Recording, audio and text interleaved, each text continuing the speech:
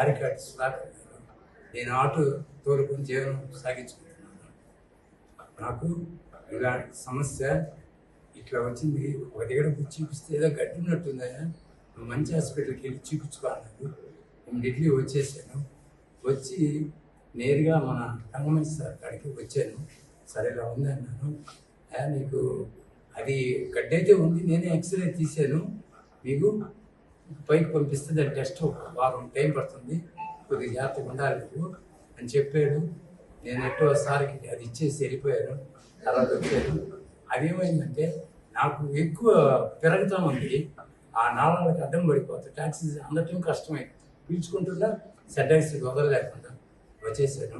ఇలా దండం పెడితే, సరే నీకు నువ్వు నేను చేసే ట్రీట్మెంట్కి నువ్వు ఇప్పుడు సరివుడు కావు, నీకు చాలా నిలబడలేవు అని చెప్పి ఆ సార్ గారు, మన కౌశిక్ రెడ్డి గారు, ఆ రోజు నేను ఆడ ఐసీలో పెట్టాను.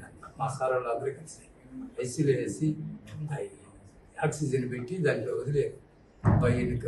నేను అట్లా తీసుకొని ఇట్లా మిషన్ ఇట్లా పెట్టి ఏదైనా టాబ్లెట్ ఇచ్చేటప్పటికి మళ్ళా కళ్ళు వెళ్ళిపోతూ ఉండే పైకి, అలాంటి తప్పని పెట్టేస్తుంది. అలా జరుగుతూ ఉంది. సార్ గారు ఆ రోజు వచ్చారు, శనివారం రౌండ్స్కి వచ్చారు. వచ్చేసి అలా సార్ వాళ్ళంతా ఎక్స్ప్లెయిన్ చేసుకున్నారు, అది నాకు తెలీదు. అక్కడ మాట్లాడుకొని వచ్చి ఈ అబ్బాయికి ఏదో ఒకటి చేయాలి, ప్రస్తుతానికి ఇతనికి ప్రాణవాయువు అందేటట్టు మనం చేయాలి ప్లాన్ చేసుకొని దేవుళ్ళు అందరూ కలిసి అక్కడ ప్లాన్ చేసుకొని ఆదివారం సెలవు అయినా నాకు అదొక్కటే నాకు దైవభిక్ష పెట్టిన మా డాక్టర్స్, మెడికేర్ డాక్టర్స్కి ఇప్పటికీ నేను రుణపడి ఉంటాను. నా భార్య బిడ్డలకి నన్ను చచ్చిపోయేవాడిని బతికిచ్చి ఒక రుణంగా పెట్టి పంపించాను. ఎందుకంటే ఆ రోజు సార్ వాళ్ళు 8 గంటలకు ఆఫీస్కి వచ్చి ప్లాన్లు చేసుకొని ఎవరెవరిని అందరినీ గ్యాదర్ చేసి అక్కడ నా కోసం దాదాపు హాఫ్ అన్ అవర్ గంట దాకా రిస్క్ చేసి ఒక ప్రాణవాయువును నింపి మరో జన్మనిచ్చింది. ఈరోజు నన్ను మా కిసాన్ నా భార్య బిడ్డలకి గౌరవం ఇచ్చారు. అప్పుడు అర్థమైంది నాకు, అయ్యో నెల్లూరు మెడికల్ ఇట్లాంటి హాస్పిటల్ ఇన్ని ఉన్నాయి, ఇంతమంది డాక్టర్స్ ఉన్నారు. నేను చెన్నైకి చాలామందిని తీసుకెళ్ళాను, బెంగళూరు తీసుకెళ్ళాను, హైదరాబాద్ తీసుకెళ్ళాను. మామూలుగా నేను వెహికల్ తీసుకెళ్తాను. సగం దారిలో తెలిసాయి చనిపోయి ఆక్సిజన్ అంతకు వచ్చేసిన వాళ్ళు, అక్కడ పోయి ట్రీట్మెంట్ ఫెయిల్ అయిపోయి 50-50 అమ్మ అన్నవాళ్ళు సడన్గా మళ్ళీ ఇంటికి వచ్చి ఆత్మనాథంతో ఇంటికి వచ్చేవాళ్ళు. నాకు అర్థమైంది మన నెల్లూరులో మన మెడికల్లో ఇటువంటి ఆత్మాత్మకమైన డాక్టర్స్, ఇట్లాంటి డాక్టర్స్ ఉన్నారే పోవాలని 3 రోజుల నుంచి నాకు ఇంటి చుట్టూ రావటం చాలా అలా ఉండాలి చెప్తా ఉన్నా. మెడికల్లో డాక్టర్స్ ప్రతి ఒక్కరూ ఎంతో శ్రద్ధగా తీసుకుని ఏ టైంకి ఏం చేయాలో ఇలా మనిషిని ఇక్కడ నేను ఆదివారం నైట్ చచ్చిపోతాను సార్, ధైర్యంగా చెప్తున్నాను. డాక్టర్స్ తెలియదు అయిపోయింది, నేనే చెప్తాను ఆదివారం నైట్ చనిపోతాను అయిపోయింది, నాకు అర్థం అవుతుంది.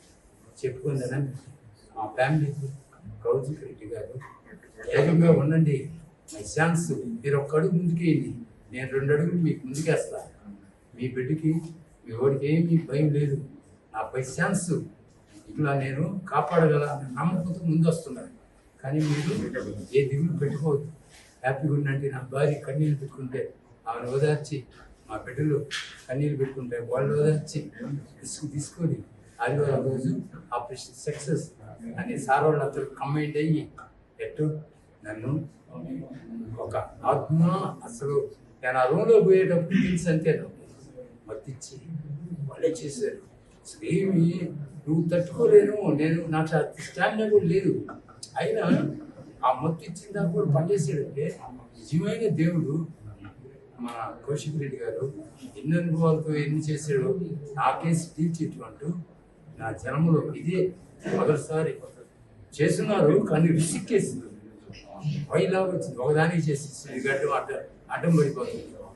ఆ బయోస్కోప్ మొత్తం మనకి కొద్దిగా అర్థం మత్తులో ఉన్నాను, రిస్క్ చేస్తూ ఉన్నాడు. అలా వచ్చాడు, 5 నిమిషాలు ఆపాడు, ఆలోచించాడు, అది దాన్ని కొద్ది క్లీన్ చేసి మళ్ళా ఈ పక్క దాన్ని కూడా ధైర్యం చేసి తిప్పేసాడు, నెట్టేసి సక్సెస్. ఆదివారం నైట్ చచ్చిపోవాల్సిందని ఇంకా నాకు ధైర్యం ఇచ్చింది. ప్రాణవాయు పెట్టిండు. ఆ భార్య బహుమతిగా ఇచ్చిండు. నా పేరు doctor Katamreddy Kaushik Reddy, consultant clinical intervention pulmonologist ని మన మెడికవర్ హాస్పిటల్లో. నాతో పాటు రంగరామన్ సార్ ఉన్నారు, ఈజ్ సీనియర్ మోస్ట్ ఆంకాలజిస్ట్. దాంతో గౌతమ్ సార్ ఉన్నారు ఇక్కడ, is and head of the ICU team. We have our cluster head. So మా మేనేజ్మెంట్ గానే ఉన్నారు. ఇప్పుడు ఈ ముఖ్యమైన మీటింగ్కి కారణం ఏంటి అంటే, ఈ పేషెంట్ గురించి చెప్పాలనండి. అందరి నెల్లూరు జిల్లాలో ప్రతి ఒక్కరికి దీని గురించి తెలియాలని మేము ఈ మీటింగ్ కండక్ట్ చేయాల్సి వచ్చింది. ఈ పేషెంట్ సుధాకర్, ఈయన పేరు. ఈయనకి 55 సంవత్సరాలు, మన కిసాన్ నగర్లో ఉంటారు. ఆటో డ్రైవర్ అండి.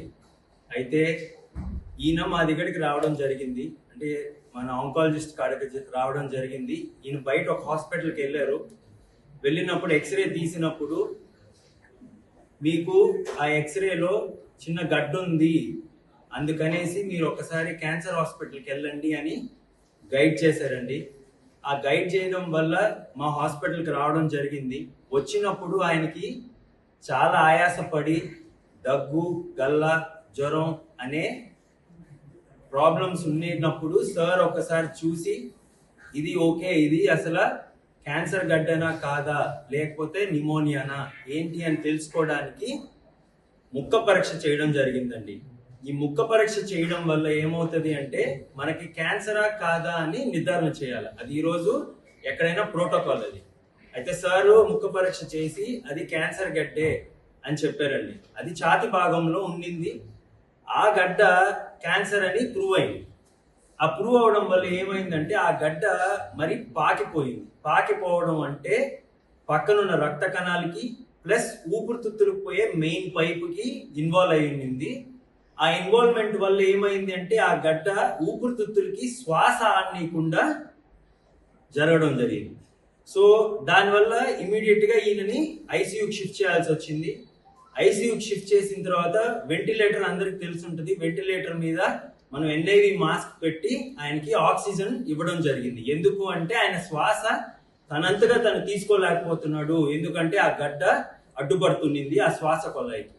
అయితే నన్ను సార్ సంప్రదించి ఈయనకి కీమోథెరపీ ఇవ్వాలా, రేడియోథెరపీ ఇవ్వాలా, కానీ ఈ పేషెంట్ పడుకోలేకపోతున్నారు, సో దానికి మీ హెల్ప్ కావాలా, ఏం చేయగలుగుతాము అంటే మేము ఒక్కటి చెప్పాము. మా దగ్గర ఉన్న అత్యాధునిక పరికరాలతో బ్రాంకోస్కోపీ అనేది ఒకటి. సో ఈ బ్రాంకోస్కోపీ చేసినప్పుడు ఈ పేషెంట్ కి ఊపిరితిత్తులకు పోయే మెయిన్ పైప్ మనం ట్రెకియా అంటాం. ఆ ట్రెకియాలో 80% బ్లాక్ అయిపోయింది. ఓకే, 100% లో 80% బ్లాక్ అయినప్పుడు అదే గడ్డ రైట్ సైడ్ కి పోయే ఊపిరితిత్తుల పైపు కానీ మూసుకొని పోయింది. 1 mm ఓపెనింగ్ ఉండింది.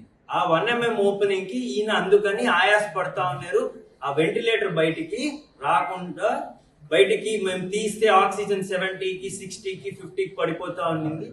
దాంతో పాటు వీళ్ళకి చెడ్డగాలి అనేది లోపల చేరుకోబోతుంది. అంటే మా భాషలో కార్బన్ డైఆక్సైడ్ అంటాం. అంటే మనం శ్వాస తీసుకునేది ఆక్సిజన్, వదిలేది కార్బన్ డైఆక్సైడ్. సో ఆ కార్బన్ డైఆక్సైడ్ అనేది బయటికి రాకుండా పోయేదలికే ఈయనకి ఏం జరుగుతుందో అర్థం కాని పరిస్థితి అయిపోయింది. సో ఇమ్మీడియట్ గా మేము ఏం చేసామంటే ఏదైతే బెస్ట్ కేర్ పాసిబుల్ చేయాలో మేము ఈయనకి ఊపిరితిత్తులకి బ్రాంకోస్కోపీ చేసి, ఆ టైంలో సండే అసలు ఇంకా రేపు అనేది ఉందా లేదా అన్న సమయంలో సండే మేము ఒక నిర్ణయం తీసుకున్నామండి. వాళ్ళ అటెండర్స్కి ఎక్స్ప్లెయిన్ చేసాం, అయ్యా ఒకటే ఆప్షన్, మేము మీకు ఆ గడ్డని బైపాస్ చేయాలా, బైపాస్ చేస్తేనే ఆక్సిజన్ అనేది అందుతుంది. సో ఇది మీరు నిర్ణయించుకోవాలా, ఎందుకంటే మంచైనా చెడైనా మనం ఈరోజు ప్రయత్నిస్తేనే. సో ఒక స్టెప్ ముందేసి వీళ్ళు నా మీద పెట్టుకున్న నమ్మకానికి, సార్ మీద పెట్టుకున్న నమ్మకానికి వాళ్ళు ఓకే చెప్పి ఇమ్మీడియట్ గా సండే మార్నింగ్ 8 o'clock కి మేము ఈయనని తీసుకొని పోయాం. ఓటీకి తీసుకొని పోయి ఒక స్టెంట్ వేసామండి. First time in entire Nellore district we have done tracheal Y stent. అంటే ఇది ఊపిరితిత్తులకు పోయే మెయిన్ గొట్టం నుంచి మొత్తం 2 సైడ్లు ఒక ఆర్టిఫిషియల్ గా మేము ఇంకొక ఊపిరితిత్తులకు పోయే పైప్ ని చేసాము. సో దానివల్ల ఏమైందంటే ఆ 80% మూసుకొని పోయింది, ఇప్పుడు కంప్లీట్ గా ఓపెన్ అయింది. సో బేసికల్ గా మేము ఏం చేసామంటే ఆ గడ్డని పక్కకి నెట్టాము, సో దట్ ఈయనకి ఆ గాలి ఆడేలాగా చేయడానికి. సో ఒక్కసారి ఆ స్టెంట్ వేసిన ఒక హాఫ్ అన్ అవర్లో ఆ స్టెంట్ వేసాము. దాని తర్వాత పేషెంట్ బాగా కోలుకున్నారు. Next day we discharge the patient. So ఒక 24 అవర్స్లోనే ఆయన లైఫ్ మారింది. ఒకటి ఏంటంటే అది ట్రీట్మెంట్ కాదు, అది మనం ఏం చేసాము అంటే ఫస్ట్ ఆయనకు బాధపడుతున్న ఆ గాలి ఏదైతే పోవట్లేదో దానికి మనము ఒక పాలియేటివ్ కేర్ అంటే మనం ఆ ఆయాసం తగ్గిగలుగుతామో అది తగ్గిగలగడం జరిగింది. సో దట్ దీనివల్ల ఏంటంటే నెక్స్ట్ కీమోథెరపీ అన్న రేడియోథెరపీ ఈ క్యాన్సర్ గడ్డ కరిగించడానికి సార్ వాళ్ళు నెక్స్ట్ స్టెప్ తీసుకోగలుగుతారు. దీనివల్ల ఆయనకి ఏం ఉపయోగపడింది, సో దట్ ఏదైతే ఆయన ఆయాసంతో మన కాడకు వచ్చారో దాన్ని కరెక్ట్ గా ఐడెంటిఫై చేసి దానికి ఈ స్టెంట్ వేయగలిగాము. ఈ స్టెంట్ అనేది మనం ఫస్ట్ టైం నెల్లూరు డిస్ట్రిక్ట్ లోనే మనమే చేసామండి. It's very proud for hour Medicover that we have done all these kind of procedures. ఇప్పుడు దాకా ఇది నాకు తెలిసి ఒక 6th or 7th మీటింగ్. ఎప్పుడైనా మేము కొత్తగానే ఫస్ట్ టైం మనం ట్రై చేయాలా, మనం వేయాలా, పేషెంట్ బాగుండాలా. ఈ రోజు ఈయన నడుచుకొస్తున్న కారణానికి అది వాళ్ళ ధైర్యం, మా మీద పెట్టుకున్న నమ్మకం. సో అది మేమెంతో కృతజ్ఞతలు తెలుపుకుంటున్నాం వాళ్ళకి. ఎందుకంటే మేము సేవ చేయాలనుకున్న వాళ్ళు ఒప్పుకోవాలా. సో దానివల్ల ఆయన ఒప్పుకున్నారు, వాళ్ళ ఫ్యామిలీ రెడీగా మాకు ఓకే అన్నారు కాబట్టి మేము ఇవన్నీ చేయగలుగుతున్నామండి. సో మాకు ఇలాంటి ఎన్నో సపోర్ట్ కావాలా. మీరు ఇంకా ఈ పేషెంట్ వాస్తవంగా చెప్పాలంటే ఎన్నో దగ్గర తిరిగారండి. చెన్నై వెళ్ళారు, తిరుపతికి వెళ్ళారు, అన్ని దగ్గరికి వెళ్ళారు. ఒకటే నేను అడుగుతున్నాను, వై నాట్ ఇన్ నెల్లూరు? ఎందుకు మనం నెల్లూరులో చేయలేము? అన్నీ చేయగలుగుతాం, కానీ మీరు మా మీద పెట్టుకోవాల్సింది ఒకటే నమ్మకం. మాటకొస్తే మద్రాసు, విజయవాడ, హైదరాబాద్, తిరుపతి అక్కడ మనకి ఏం లేదండి. మీరు అన్ని వసతులు ఈరోజు మన నెల్లూరులోనే ఉన్నాయి. మీకు ఏ ఇబ్బంది ఉన్నా మమ్మల్ని సంప్రదించండి. ఆబ్వియస్ గా ఈయనకి తక్కువ కాస్ట్ లోనే అంత తొందరగా వైద్యం ఇవ్వాల్సి వచ్చింది కాబట్టి ఎమర్జెన్సీగా ఒకటే రోజులో ఆ నిర్ణయం తీసుకొని మేము వైద్యం ఇచ్చామండి. So we are very happy that patient ఈ రోజు మా దగ్గరికి నడుచుకుంటూ వచ్చారు. నేను doctor Rangaraman, medical oncologist, medical cancer hospital Nellore. ఇతను మన దగ్గరికి ఆయాసపడుతూ రావడం జరిగిందండి. ఆయనకి ప్రాబ్లం ఫలాంటి అని చెప్పడం జరిగింది. సో ఆయన ఆలోచించుకొని వస్తామని ఇంటికి వెళ్ళిన తర్వాత మరుసటి రోజు ఆయాసంతో మళ్ళీ తిరిగి రావడం జరిగింది. సో అలాంటప్పుడు వాళ్ళ కుటుంబ సభ్యులకు చెప్పడం జరిగింది. ఈ పరిస్థితిలో మనకి ఈ ప్రాబ్లంకి ఆపరేషన్ ఆప్షన్లు ఉంటాయి. సో ఈయన ఉన్న ఆయాసానికి అవి ఏమీ చేయడానికి వీలు పడినా కనపడటం లేదు. సో ముందుగా ఆయాసం తగ్గేదానికి మనం ఆక్సిజన్ లెవెల్స్ మెయింటైన్ చేసేదానికి ఐసీయూలో పెట్టి వెంటిలేటర్ పెట్టాల్సింది ఉంటుందని చెప్పారు. సో ఆయన అన్ని హాస్పిటల్స్ తిరిగి ఇంకా ఎక్కడ మనకి వెళ్ళినా ఉపయోగం ఉన్నట్టు కనపడటం లేదని చెప్పేసి ఇక్కడ మన దగ్గర అడ్మిట్ అవ్వడం జరిగింది. ఒకరోజు వెంటిలేటర్ పెట్టినా కూడా ఆయనకి పెద్దగా ఇంప్రూవ్మెంట్ రాలేదు. మనం మెడిసిన్స్ పెట్టి దానికి ఏంటంటే ఎడిమా తగ్గించేదానికి, ఇన్ఫెక్షన్ తగ్గించేదానికి మనం యాంటీబయాటిక్స్ అన్ని ఇచ్చినా కూడా ఇంప్రూవ్మెంట్ కనపడలేదు. ఆయన అంతా ఆయాసపడుతూ ఉన్నారు. ఇక మనం ఈ మందుల ద్వారా మనం చేయగలిగేది ఎక్కువగా లేదు. ఇక చేయాలంటే మనం స్టంటింగ్ అనే ప్రొసీజర్ ఒకటే మార్గం ఉందని చెప్పడం జరిగింది. దానికి వాళ్ళు ఆలోచించుకొని సరైన సమయంలో సరైన నిర్ణయం తీసుకున్నారు. కాబట్టి ఒక వెంటిలేటర్ మీద ఉన్న పేషెంట్ ఒక్క రోజులో వితౌట్ వెంటిలేటర్ ఆ రూమ్ ఇలా మన ముందు కూర్చోవడానికి వీలు పడింది. సో ఇదంతా అతనికి, అతని కుటుంబ సభ్యులు, మా మెడికవర్ నందు వైద్యం పైన ఉన్న నమ్మకానికి మేము ప్రూవ్ చేసామని చెప్పాలి. సో యాక్చువల్ ట్రీట్మెంట్ ఇంకా స్టార్ట్ అవ్వలేదు. సో దానికి ఆరోగ్యశ్రీలో మనం ట్రీట్మెంట్ స్టార్ట్ చేసేదానికి రమ్మన్నాము. దాని గురించి ఆయన రావడం జరిగింది. సో ఎటువంటి కాంప్లికేటెడ్ కేసు అయినా కానీ మల్టీ స్పెషాలిటీ అప్రోచ్తో మనం ముందుకు వెళ్తే ఇలాంటి రిజల్ట్స్ చూడగలుగుతామన్న దానికి బెస్ట్ ఎగ్జాంపుల్.